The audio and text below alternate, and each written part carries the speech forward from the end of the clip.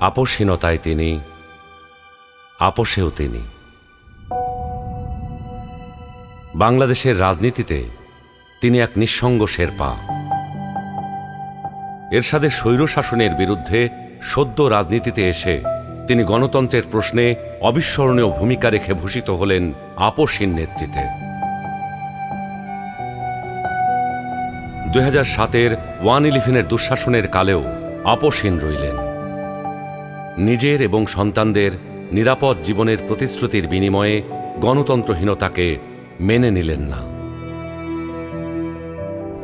Fascist হাসিনার আমলে বিদেশ থেকে ফিরে এসে মিথ্যা মামলা মোকাবেলা করে জেলে চলে গেলেন। তবুও আধিপত্যবাদী রাজনীতির সাথে আপোষ করলেন না, হয়ে উঠলেন ফ্যাসিস্ট শাসন বিরোধী লড়াইয়ের অনন্ত প্রেরণা। তবে কি তিনি কখনোই আপোষ করেননি? অবশ্যই করেছেন।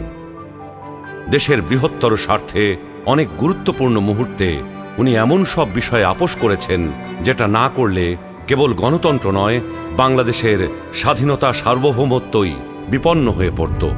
91 সালে তার পছন্দের প্রেসিডেন্সিয়াল পদ্ধতি ছেড়ে সংসদীয় পদ্ধতিতে চলে গেলেন বৃহত্তর রাজনৈতিক সমঝোতার স্বার্থে। বিরোধী দলের দাবির প্রতি শ্রদ্ধা জানাতে 96 সালে নির্বাচন করে অল্প কয়েকদিনের জন্য সংসদ অধিবেশনে বসেন।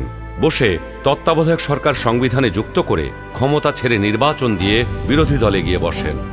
2008-এ একপেশে এবং অসমান নির্বাচনী ক্ষেত্রের কারণে পরাজয় নিশ্চিত জেনেও নির্বাচনে অংশ নেন গণতান্ত্রিক ধারাবাহিকতা রক্ষার জন্য।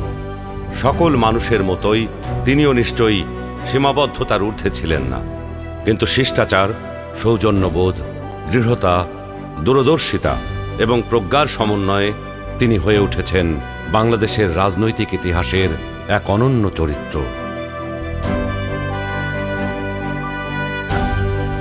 তিনি বেগম খালেদা জিয়া।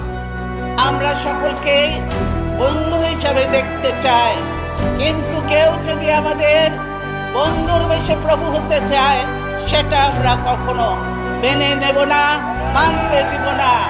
কারো প্রভুত্ব বাংলাদেশের জনগণ স্বীকার করবে না।